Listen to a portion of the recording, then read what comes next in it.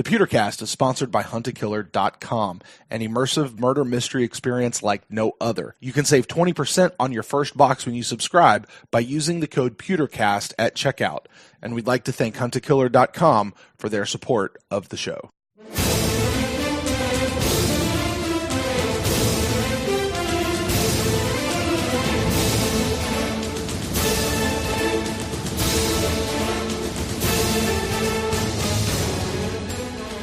Welcome to the Pewtercast. I am Brent Allen, joined as always by my good friend Ren Daxt. And Ren, it is that part of the week where you and I have kind of said what we've had to say about this Bucs 49ers game. And this is where we kind of give a last shot to all of our fellow fans out there to have their say. This is our fan interaction show. This is the show where we go through some iTunes reviews and we read some emails. We got a lot of emails this week to get through this week, Ren. And I'm excited to jump in. Are any of the emails about Jameis Winston? Expressing their frustration about a certain throw. It is. I can't say that I've gone through these with scrutiny, but no, most of them are about some other things, actually. In fact, Jameis is mentioned very little in most of these email address, in most of these emails. Do they talk about how the defense gave up? We'll talk about it. Why don't we get into that as we go? But before we get to those emails, Ren. Sure. Before we get to those emails, we do always like to read new iTunes reviews that have come in, and we've got one new one in this week. This one gets an A+ for honesty. Okay. It really does.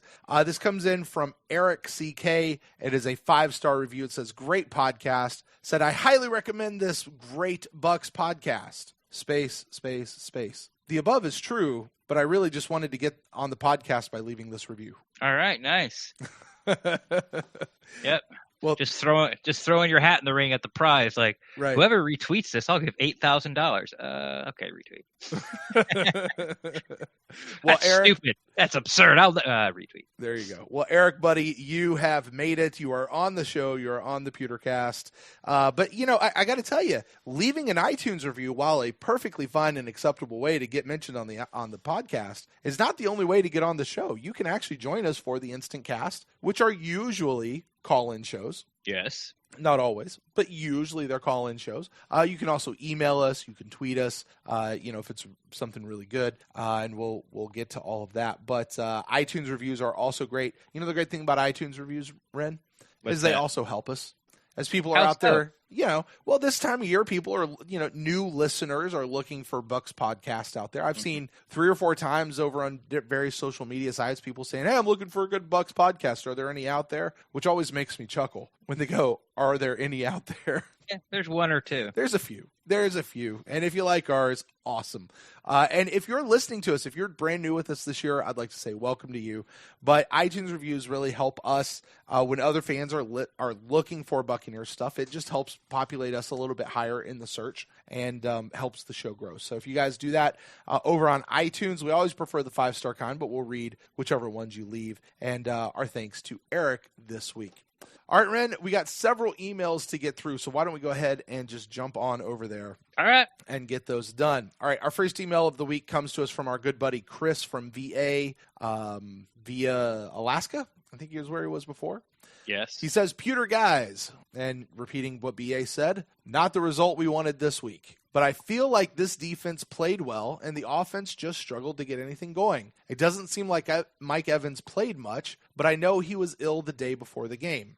Here's the thing. I want to be realistic. I've seen a whole bunch of Bucs fans waving the flag on Jameis Winston after week 1. But what I would like to say is that it's his first full game in a new offensive system, and it looked exactly like that. I know we live in a world where everyone wants instant satisfaction, but that's not the way it works in sports. It takes time. Yes, those 2 pick sixes were horrible throws. Yes, that 4th and goal throw was late, but this entire offense was not good outside of Rojo. And he lists a few. Dotson 2 holding calls negating 2 touchdowns on the same drive, followed up by an O.J. Howard fumble. The next series, O.J. tips it for the defense to pick it off. Not sure how many dropped balls there were, but it seemed like we had a lot. Yeah, that was something we didn't talk about yet was, I think Cook touched on a little bit. He said, I don't think the separation was there. Mm-hmm. And I also felt like, the Bucs didn't use like the middle of the field a lot. It was just, once again, you've heard me say it, clunky. It was just a clunky game. It was like Mm-hmm. no one could get into rhythm. You could sort of say some of that was Leftwich. You say some of it was Winston's play. You could say some of it was the offensive line's pass protection on some plays. Some of it you could say it's the refs putting their nose in there anytime someone sneezed. It was just a real weird, clunky game. It was I'm kind of chalking it up to like offensively just sort of throwing the whole thing out. Mm-hmm. As far as the flow of the game, what we're going to see, targets to main guys, like stuff like that. Like Dario Mbwabale actually had more snaps on the field than Rojo or Peyton Barber. Did he really? Yeah. Wow. Yeah. Yeah. You look at that, you're like, huh. And then you see the targets that went to Mike. You're like, that's not nearly as many as you should throw to him. Right. And then you see the same thing with Godwin, and you see OJ Howard. You're, well, that's about right. I mean, he had like 5 or 6, but he led the team in like targets and receptions, and it's like that's like what? Of course he had a terrible game. It was just. So I'm sort of throwing this whole game out as far as offensive execution and sort of making any ideas about what I'm going to see this season. Fair enough. He goes on. He says, I get it that the QB has the ball on every play, and so he'll get the blame, and he will, and he is. The entire offensive performance, though, was doo-doo. I did not edit that. That's exactly what it says there. Doo-doo. He says some positives. Rojo looked like a different player from last year. Yeah. I mean, he's kind of been as advertised a little bit since through this whole offseason. Yep. Hopefully that continues. Defense played well. I expected more blitzing. Ren, that might have been it. I just don't know that. Did we see a lot of blitzing? I don't know. Obviously, you didn't see enough. Yeah. He said, but San Francisco was throwing the ball quick, and I didn't see them stretch the field too much in this game. And he said, oh yeah, and by the way, Matt Gay did not miss a kick. By the way, did you see Matt Gay's kicks? And I don't mean putting the ball through the uprights. I'm talking about his shoes. His bright orange neon shoes. I did not notice them. Oh my God. They stood out like a sore thumb. It was just not a good look against that uniform, against that pewter uniform. It was not okay. Anyway, I'm not sure why he needed. I mean, they were neon orange, Ren. Neon orange against pewter and red. Catastrophe. I don't know. Yes. I'm okay. I'm okay with it. All right. He finishes up. He says, I like we didn't actually talk about this in our last episode, Ren. He says, I like the call to go for it on 4th and goal. In hindsight, he says it's a hindsight thing that fans will praise him for if the call, will praise him for the call if it gets converted. And they'll always say you should have taken the points if it doesn't work out. I have 2 questions for this. Why was it even a 4th and goal? I thought when the 49ers committed encroachment on the field goal, it should have given the Bucs an automatic first down. What am I missing here? I think because it was only a 5-yard penalty, and they had more than 5 yards to go to get the first down. Is that right? No, it was like 4th and goal. But yeah, because encroachment doesn't carry an automatic first down. Okay. Like some penalty, like defensive holding, it's 5 yards, but it carries an automatic first down. Mm-hmm.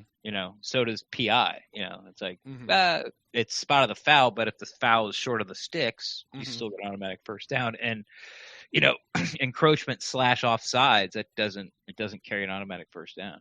All right, there you go. And he says, number 2, in that situation, why not give Evans a 50-50 ball instead of throwing it into a crowd? 9 out of 10 times he will win that matchup. Yeah, that's the weird question, right? No, I mean, it's kind of weird. Chris is like, well, I like the call, but, and he's right. And I felt that I sort of felt that way. I would have kicked the field goal because looking into the future of the game, which is of course the head coach's job, like just needing a field goal to tie put a lot less pressure on Jameis Winston and a touchdown to win. Mm-hmm. If you don't make this touchdown, then it's basic. You're down by 6 and you have to score a touchdown, an extra point to get in the lead. So I felt sort of like BA didn't put, Jameis in the best position to win, but I also like the aggressive play calling because if they convert, they're winning. Right. And you don't have to worry about it.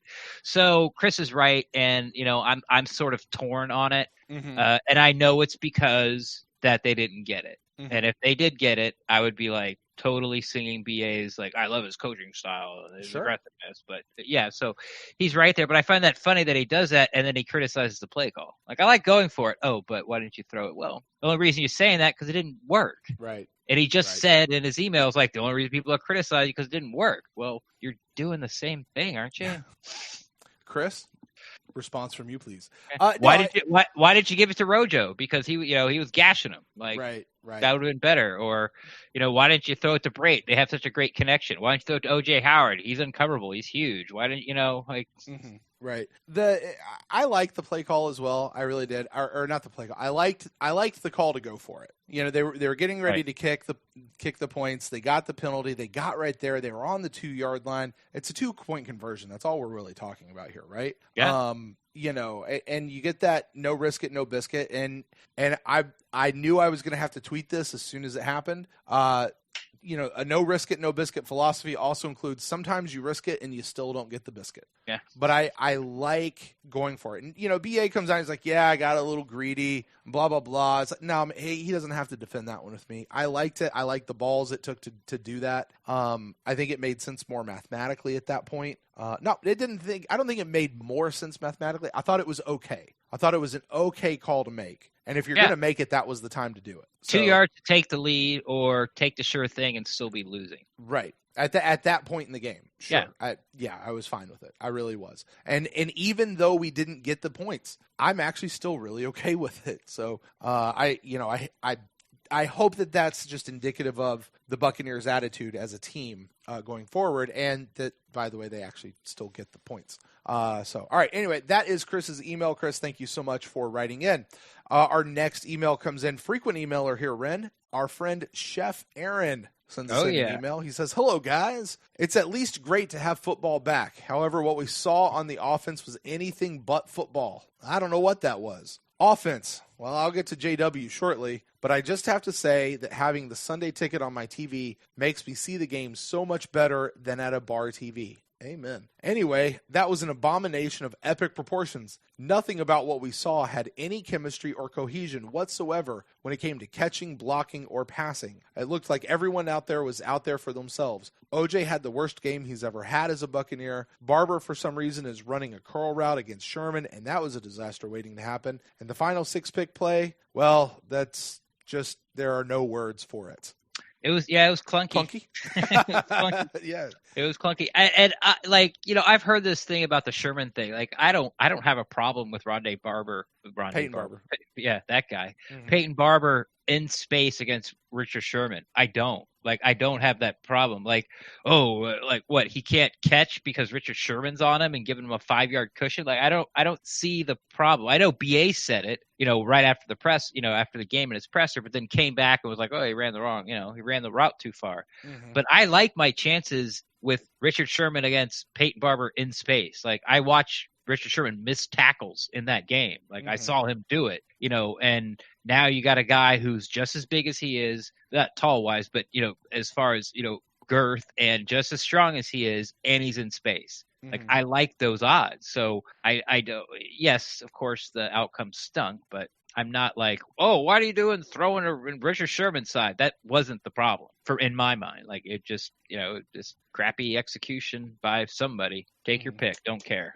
Yep. I want to reread the last sentence of his last paragraph because it actually ties into this next one. He says, the final pick 6 play was just, well, there's no words for it. Now, I've been a supporter of Jameis Winston, but in year 5, those decisions cannot happen. I literally told myself and tweeted out, this is what makes a franchise quarterback, winning these kinds of drives. The drive lasted 1 play and was nothing but a disaster. My support for Jameis Winston died on that play. I know it doesn't matter as BA is here to fix Jameis Winston, but I can't support him when he's still making rookie plays as a 4-year veteran in his 5th year. This may be Big A's biggest mountain to climb. I think that's kind of what I said on the last episode. Yeah, I just can't. I can't give up on it. It's Brokeback Jameis for me. Like, I just can't. Like I said, I waited 9 months for this. I'm not throwing it in, but I understand. I'm not saying Chef is wrong or anybody else who's on that train. Mm-hmm. Like, I completely understand. And again, I said it on the Instacast. I said it on the last pod. It was the absolute worst outcome possible for that situation. Right. It was the worst possible way to lose a game for the Buccaneers. Like the most amount of blowback. If you think, okay, Brent, Bucs are going to lose the game. How do you think they're going to lose the game that's going to make Buck fans the most angry? You can't think of a worse scenario than what happened. Jameis Winston throws multiple picks. He gets to the game-winning drive, and he throws a pick six in the game. On first down. On first down. Yeah. I mean, that's it right there. You know, you build up hope, and dash them upon the rocks. Now, I will say this, and I want to reiterate this in case I didn't say it well enough on the last episode. For me right now, yes, Jameis Winston has lost my confidence. BA has not. However, that doesn't mean that Jameis can't gain it back. Does that make sense? Like, over the course of the season, continued, good games from him, showing me that he has some stuff, and I need to see more than one. I'm going to need to see a lot of them here over the course of the season. I'm not saying that I'm done with Jameis Winston as a whole, because it can come back, but I'm more on the other side now, though. Like, he's going to have to earn my confidence back. He doesn't just get it anymore because he's the quarterback of my team. Right. Does that make sense? Yeah. I'm still going to support him, though. I'm still cheering for him. I'm with you. But, yeah. All right, anyway, defense, night and day difference. Whitehead and Edwards look to be the future at safeties, as Evans, I think, is Beckwith 2.0. Edwards played like 4 plays. 4. There you go. He did have a pass breakup on third down. Who was the other safety that day? Did they go? Darian Stewart, who I'm not high on. Like, I know he's like a 10-year vet, and he was like a Pro Bowler back in the day, but every time he shows up for me, it's like, it's because he's missing a tackle. It's like all the times I notice him, it's not good. It's not terrible. It's not like, oh my God, you got burnt for the game-winning touchdown. It's not that. It's just that, it's like, if you made that tackle, it was third down. You had the shot to stop him. Now it's first down, 49ers. Like, right. And it's not because like the guy just outmoved you. You decided to not use your arms. You just threw your shoulder on the guy and he bounced off you and spun and fell forward for the first down. It's like, those are the type of things I'm seeing from him that pop up, and I'm just like, I think Edwards is future, but he played like 4 plays, man. But he did get a big pass breakup to get us the ball back, on third down. It made him kick that last field goal. Sure. I think it was. Yeah. Made him kick that last field goal for us to be able to put us into the position to actually, be within a touchdown and try to come back and win the game. Yeah. Stewart looks much better than when he's not expecting to travel with the receiver. I'll say this about Stewart. Don't forget, guys, we have 2 Stewarts on this team, and they both play in the same general area of the field at the same time. So when you're looking at Stewart, make sure you know which one you're talking about. Maybe get to learn those numbers. I don't know their numbers off the top of my head, so got some homework for me, because I don't want to look at Darian Stewart and assign everything to MJ Stewart for him. You know what I mean? Darian is a 20. I think he's 27. No, 24. Yeah, it can't be 27. That's Rojo. I think he's like 24, and MJ Stewart's 36. He's 30-something. Okay. So you can. I think 36 is Davis. Yeah. Or is he 38? Yeah, he's like one of Isn't Davis 33? I don't know. What the hell do I know? I don't know. But that's that's the way. And so can you decipher which Stewart Chef's talking about? I think he's talking about MJ Stewart, and I'm not saying that he's not deciphering between the two. It's just where you were just saying, Darian Stewart was playing, most as the other safety, and then he's talking about here saying Stewart looks better. I think he's obviously talking about MJ Stewart. It occurs to me, even coming out of this game, I would not have sat there and looked at the game in the back of the jerseys and see Stewart and go, wait, is that MJ or is that Darian? Like, it all in my head would have just been MJ Stewart. He was all over the field. Getting burned. No. All right. He says VH3 looks like the VH3 from college. Yeah, we talked about that. Davis, like Ren said, is the pass breakup king, which I think at this point is all that he will be. And if that's the case, then Jamel Dean needs to accelerate his progress. Pass breakups. What? Well, he explains it. Pass breakups are great and all, but turnovers are a must. What makes you think Jamel Dean's going to be any better? Like what? All right, this guy is the pass breakup king. He's the best in the league at not letting people catch the ball. but he doesn't intercept enough for me, so let's replace him with a total unknown. Okay. Well, but I think what Chef is saying there is that Dean needs to accelerate his progress. So when he does get in and take over for Carlton Davis, if that's all he ever becomes is a pass breakup guy, that he can at least match his pass breakup and add the interception side to it. Okay. And that's what the caveat that all Davis ever will do is be a pass breakup guy. Does that make sense? That's all. Yeah, I'm it saying. makes sense. No, It doesn't make sense. I know what you're saying. Yeah. Like what you said, I understand. Sure. No, it doesn't. No, it doesn't make sense to me. All right. It doesn't make sense to me. He says, White, I thought, had a decent debut while being sick and getting more in tune with being the quarterback of the defense. I didn't understand what Brent was talking about. The defense gave up at the end. Ha! The game was lost after the second pick six, and the defense knew it with a minute and 30 left. Yes, and that's the moment. And again, I said it on the last one. I'm talking about a specific moment in time, and that was it. I mean, the game, as far as they were knew the game was done, but it really looked to me like on that 2-point conversion that they just at that point called it done, and you could see it on them as they were walking off the field. And that was 2 days ago, and I was really pissed off when the whole thing had just happened. So forgive me if I'm wrong. All right, the refs. The refs, he says, I've never seen in all my life such horrendous officiating. So many phantom penalties and at least 4 touchdowns taken away by ticky-tack calls. What was most embarrassing was when they called a play dead when the teams were ready to snap, and they weren't. How does that happen? Taking a page out of Lovey? Anyway, I'm not going to say that it's a lost season after one game, but I have lost all my confidence in Jameis Winston. BA has 15 games to get it straight.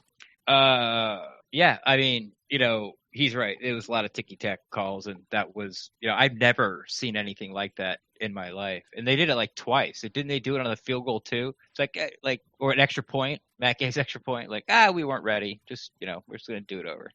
I don't remember that one, but yeah, it was something weird. Like they had set the ball and it was like 3rd and 1 or something like that. Right. And, and they'd gotten, and the Bucs were trying to hurry up to like catch that next little bit. Right. And the refs were trying to blow the play dead. And they came back out and they actually re-spotted the ball and it gave them the first down. Yeah. Or something like that. Like it was weird. Yeah. It was weird. It was wrong. It was really, and if I was a 49ers fan and I don't remember if we went down and scored. Yeah, we did score it. I think that was the Godwin touchdown. Yeah. If we would have, if I was a 49ers fan and they lost that game, like I would be like livid. Like I would be calling for someone's job because like none of it made sense. Like you don't blow the whistle, to start the play. First off, you stand over the ball. And you wait till all your guys get in position, and then that guy runs and starts to backpedal in the backfield and blows the whistle and go, okay, it's ready to snap. Right. Well, they did all that, except they just weren't ready. Okay, go ahead, guys, go ahead. Oh, but wait till we get in position. Like, no, it's not how this works. Right. Sorry, I was tying my shoe. Wasn't ready to play yet. And then, it's like no play, respot the ball first down, and it's like, and no one, like, San Francisco didn't like okay, like what? Right. Like if the play doesn't count, then it's 3rd and 1 again. But if you're on the Bucs side, you're like, hey, the play should count because like you blew the whistle as in, hey, let's go. It's not my fault you weren't ready. Why the hell did you blow the play dead? Right. Like what if a ref like slips in the middle of a play? Do you blow it dead because he's not in position? Like it was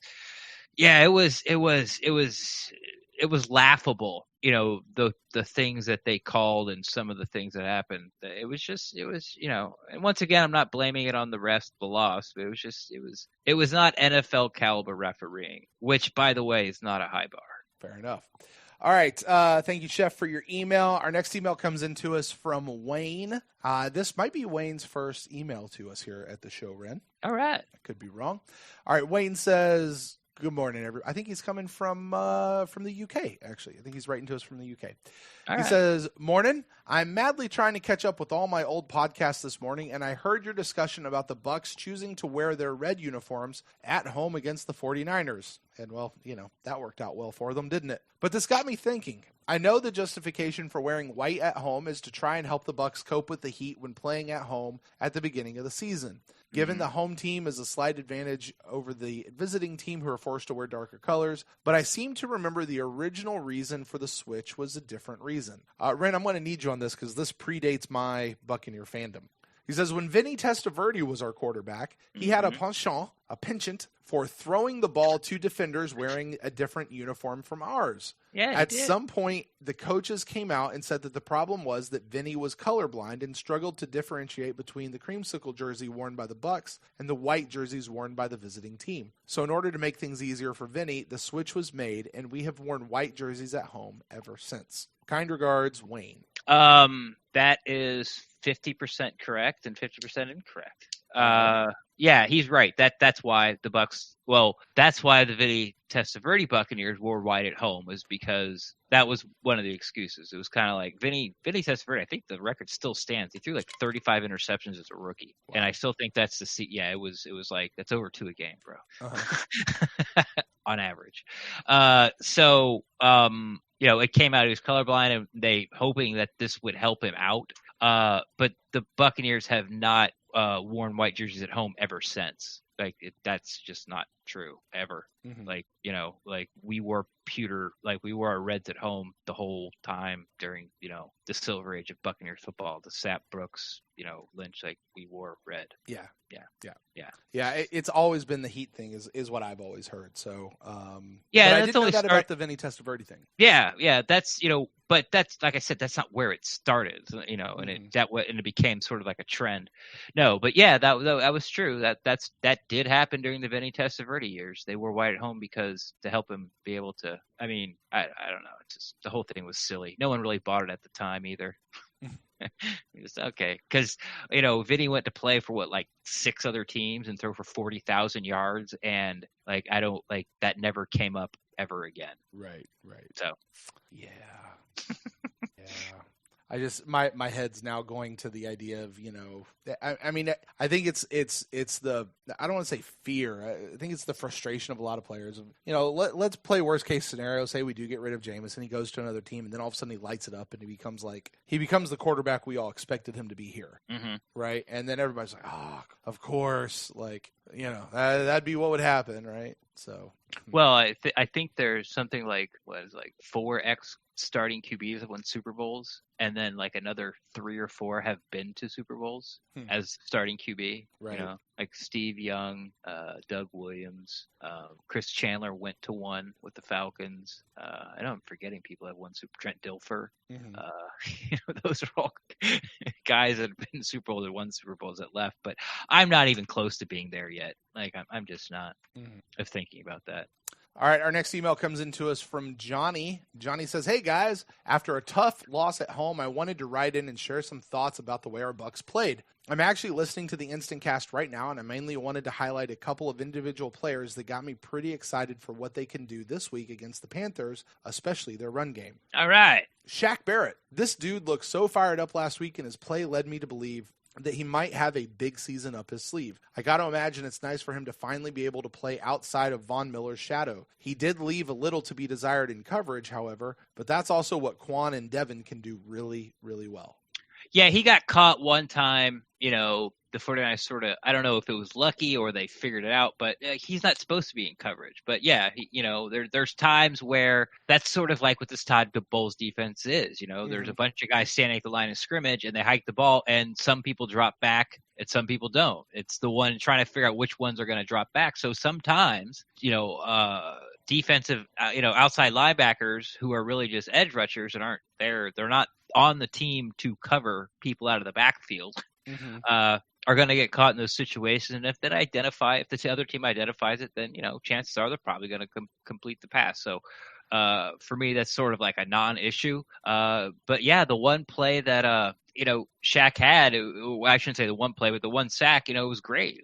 I know he came free and no one blocked him, but he hit the running back who had, gotten a ball fake, make sure he didn't have it, and then plowed right through him and got the sack on Jimmy G. So yeah, it was a really fast, athletic play and something you like to see. And, Shaq Barrett hasn't disappointed. I would think, and it's early and it's just preseason and one game and all that stuff. But as far as people that have been a pleasant surprise, or, Shaq Barrett's the guy. And I think a lot of people are saying he's going to be the dark horse, sort of darling of the deep. How Carl Nassib sort of came out of nowhere? Sure. It's who's this guy? At the end of the year, yeah, all right, Carl, go, Carl. It's going to be the same thing. He's a captain. Yeah, and I think the same thing's going to be with Shaq Barrett. That's cool. Will Golston, he says, the penetration Golston got was awesome in most of the game. Mm-hmm. Fair enough.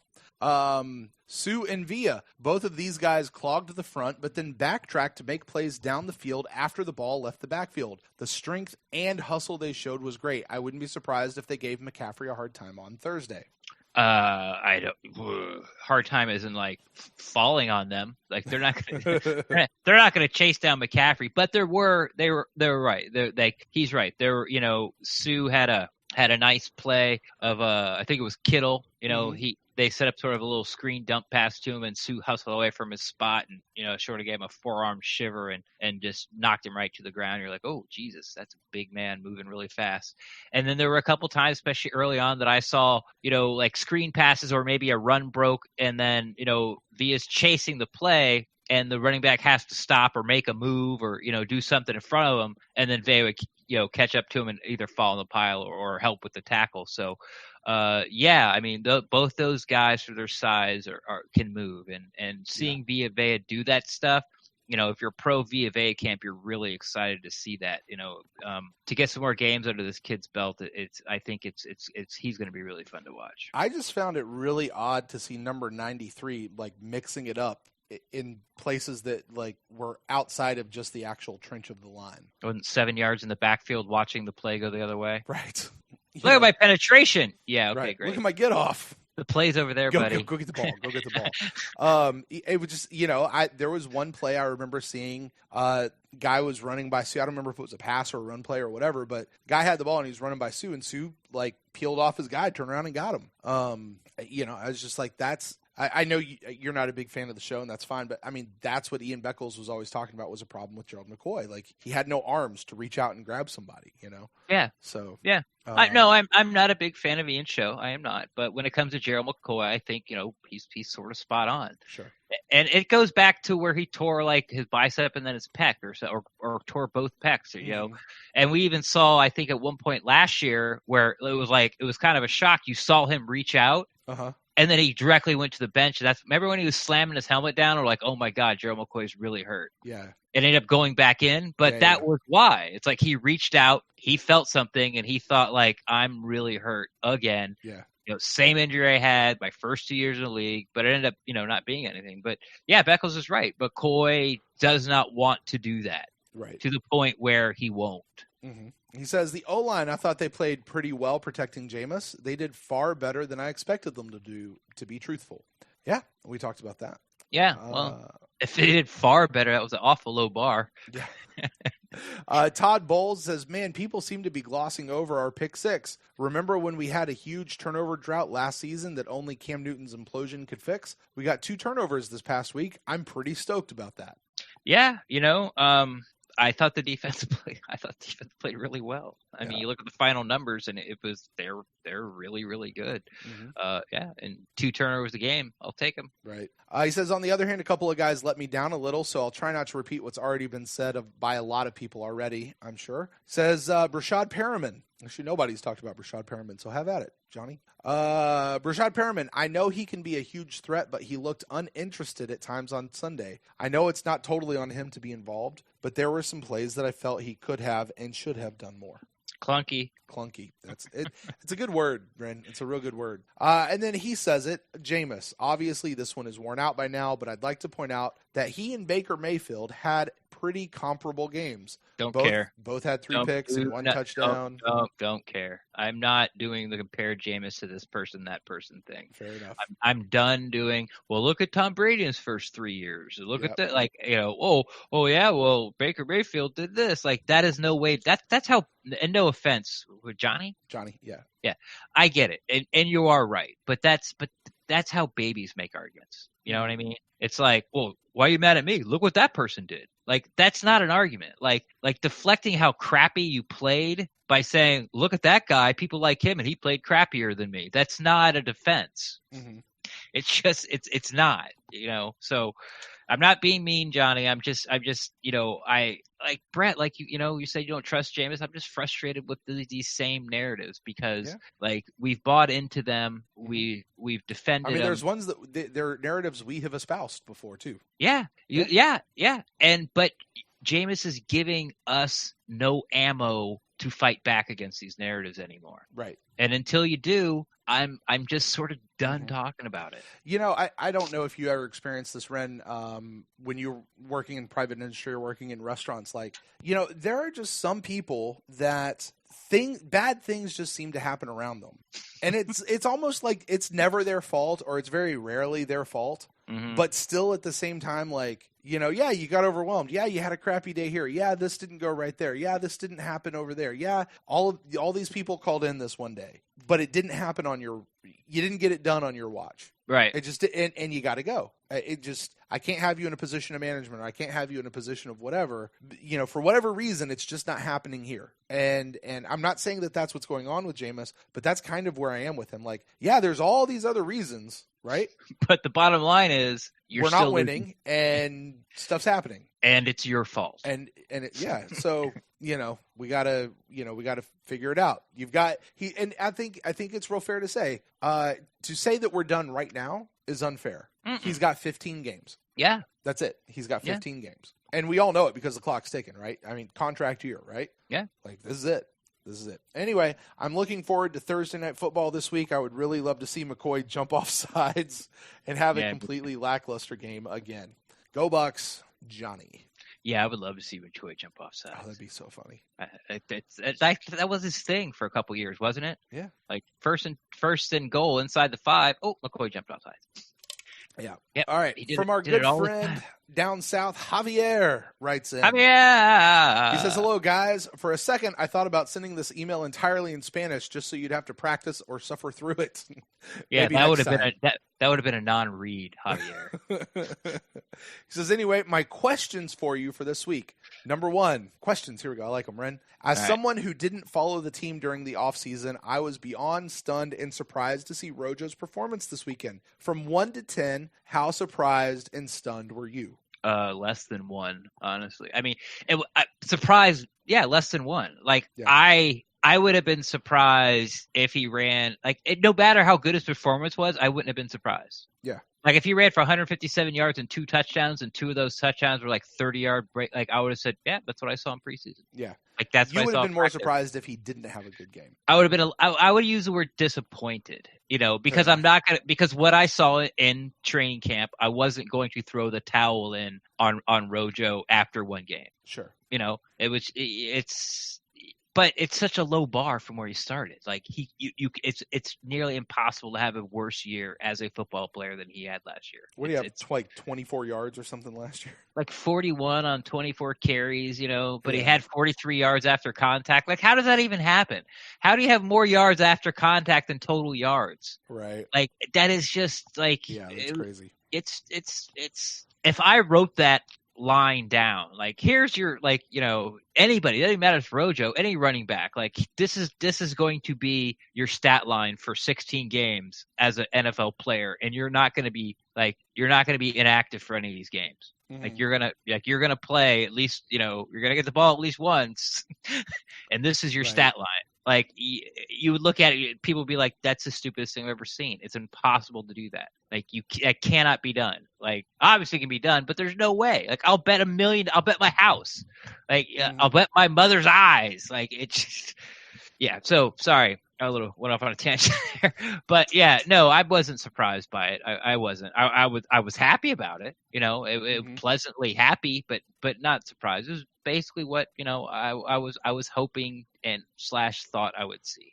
Question number 2. Was the illness that plagued Evans and White an understatement of what was really going on? I don't know what that means. I think basically when we said illness, but yeah, it's a 24-hour bug, like they're over it, they're fine. Was that kind of an understatement of actually how sick they really were? Well, I sort of found out, was it today or yesterday, but that, it was with Cook. Yeah. You know, like we kind of thought Devin White had this illness, but it was, what do you call it? It's tonsillitis. Tonsillitis, yeah. I mean, that's not an illness. Right. He might have to have his tonsils out. Yeah, it's not sort of that. Cook said he couldn't. He was probably eating last week and it hurt to swallow. That's that's a little more serious than this 24-hour bug that we thought that happened, because who got it first? Damone Harris got it. And then Devin got it the next day, and then Mike got it the next day. And so we just kind of lumped them all in together. And there's been a couple more guys that have gotten it now. We'll discuss that later when we look at our injury report in a different episode. But yeah, I think I don't want to say Mike's play was effective, but the amount of time he could stay on the field, like he was not feeling good at all. Like he wasn't. Like there were, I know you didn't get to see it, but on the TV shots, even early in the game, he'd run a route, asked to come out and go sit on the bench, take his helmet off, put a rag over his head, have the fan blowing on him. He's just shaking his head like it's, I'm not there, but looking at him, I was waiting for him to puke. Right. Like that's how he looked. Right. So that's when you're like, hey, give him a private locker room away from everybody else. Go change, don't come breathe the same air that we're breathing inside this locker room. You go burn all your clothes. Yeah. Don't autograph anything. Don't do anything. Just get out of this game. All right. Last question. He says, what changes to the passing game plan would you on a short week try to reduce Jameis's tendencies? Run the ball. Just run it more. I'm just not a big, I'm still not a tendency guy. Like Jameis' tendencies are to make these slash decisions. I'm really not there yet. Was it horribly disappointing? Yes, it was. Mm-hmm. But I'm not sort of like every time Jameis throws the ball, I'm not like, oh, here comes a pick. Oh, here comes a pick. I'm just not there yet. So I think it was a clunky game offensively. It didn't help that, after the O.J. Howard fumble, the Bucs only touched the ball twice. One was a pick by Howard. The other one, they kneeled it down. Oh, and by the way, San Francisco got the ball to start the second half. So, I mean, the team didn't run a meaningful play for like an hour and a half, like real time. It felt like that. So and once, they sort of got in their groove in the second half, they started to move the ball. Jameis threw a touchdown pass. Ronald Jones was running the ball. They were moving the ball up and down the field. Right. It was just kind of like the way they're moving it, you need to do it faster because we're going to run out of time. And that was another reason why I really didn't like that, like go for the touchdown type of deal. But yeah, so I just kind of think it was a game plan. I didn't like the amount of targets that Godwin didn't get and Evans didn't get. I didn't like how they didn't really use the middle of the field too much. The whole thing, I'm sorry, once again, just felt really clunky and new and like a feeling out process. And then, add in sort of like, the back-to-back turnovers. Oh, and I think the next time the Bucs actually got the ball after halftime, Jameis fumbled the snap. It was like, it was right. Like, it's like we've run 4 plays, 2 fumbles, an interception, and a kneel down in an hour and a half time. Like, it was just like, what is going on? So I'm not really worried about it because I thought Jameis, it was kind of like a Jameis game. Like, he wasn't accurate early. His receivers really weren't helping him out with separation. He just struggled out there. He didn't look comfortable. But, as a pro Jameis thing, at the end of the day, you're there. You got the timeouts. You got the clock's fine. You got the guys, and you have the chance to go win the game. Even for all the struggles that happened. So, I'm not going to sort of judge what this, Byron Leftwich offense should or shouldn't do, after like 70 plays. All right. That's it for Javier. All right. Next email comes into us from our friend Jeremy. Maybe also a new first-time emailer, right? Possible. But he asked about Mike Evans. He says, am I wrong to feel as if he is one of the players that needs to be better fast? 2 catches is soft for a top 5 wideout. Love the podcast. Keep up the good work and go Bucs. Yes, you are wrong. But the reason only had 2 catches because they only had like 5 targets. Right. And I've said, we've talked about this, and it was terribly disappointing, for the start of Mike Evans' season. But I am no way, shape. He's of everybody on the whole entire team, he's the one I'm least worried about. Right. Like Mike Evans is going to be Mike Evans, and it doesn't matter who's throwing the ball to him. He's going to be fine. Right. All right. Next, that's it for Jeremy. So thank you, Jeremy. And short next, and sweet. Short and sweet. Short and sweet. And our last and final email, also short and sweet, comes to us from Mark. I think Mark is also a first-time emailer in. He says, this is cool. Yeah, lots of first-time emailers tonight. He says, we hear over and over how the new coaching staff will put players in a position to be successful. Yeah. But it also seems like a given that BA absolutely believes in sending 5 guys out. Yep. Doesn't this seem contradictory? I can't watch the game, so I didn't see if we used much max protect, but it would seem like a better way to help out a struggling QB. What do you think? It depends on what you mean by struggling QB. If he's struggling with his accuracy, basically it'd be a better way to help out a struggling offensive line. Mm-hmm. Not necessarily a struggling QB. And if you're saying that, Wiston's career has been / struggling QB, well, then that's sort of a different story. And it's only game 1. It's a whole new year. It's a new offense. So I'd go sort of into that rambling thing. Mm-hmm. But I guess a way to look at it, I'm sorry, I forgot the name. Mark, the way to look at it, Mark, is the way I understand your point, and you're not wrong, but look at it this way. The way BA's putting his players in the best position to win is by putting 5 guys out, because he thinks if you don't, guys aren't open. So he's giving his offense the best chance to move the ball and score points by putting 5 guys out. There you go. All right. Ren, that's it, buddy. All right. That's it. All right. A lot of emails in. You need some coffee? I feel like it, man. I feel like the last half of the show it's been okay. Next email. Like, right. I mean it's because that's a lot of how this works. I'll read the email and let you answer. So it's true. If you give a complete answer, I have nothing to. Should I not give such complete answers? No, I like for you to give complete answers, and I'll move the show along. Speaking of moving the show along, Ren. Choo-choo. That is going to wrap up this episode of the Pewtercast. Guys, listen, we've got a game coming out within 24 hours of you listening to this, most likely. I suppose you could listen to it after the game, but for most of you listening, within 24 hours, Buccaneers are going to be playing the Panthers. So this has been a bad week for all of us. And we finally, Ren, I don't know if it was you that said this, maybe during the Instant Cast or somebody else that I heard. One of the best things about having a Thursday night game this week is it gives us a chance to kind of wash the bad taste out of our mouths a little bit earlier than we would if we had to wait all the way through the end of the week. So yeah, as soon as that game ended, I was like ready for Thursday's game. Like I just sort of wanted to like take that game and throw it in the dumpster and go, okay, all right, mulligan. Let's try this again. Start over. Plenty of good teams go 15-1, Ren. Plenty of good teams. Yeah. All right. Ren, why don't you tell the folks where they can find you on the internet? Best place to find me is on Twitter at RenDax, REN_DAXT. I'm always down to talk some Buccaneers football, but if you don't feel like putting your idea or your slander out there in the Twitter sphere, you can slide into my DMs and I can talk Buccaneers football there with you as well, too. And if you guys would like to get a hold of me, you can find me at Brent Allen Live across all the social medias. And the show can be found at the Pewtercast on Twitter and on Facebook. And like so many of our friends did this week, you can shoot us an email to thepewtercast@gmail.com. We will read those on a future episode of the Pewtercast.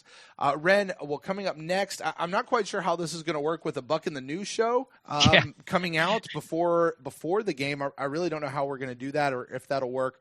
But just release it like Thursday at midnight or Wednesday at midnight. Yeah, which was about 45 minutes ago. No, I mean... Oh, like tonight at midnight? Oh, wait, yeah, it is Wednesday, isn't it? Yeah, the way we're recording this, yes. Wednesday at midnight was 45 minutes ago.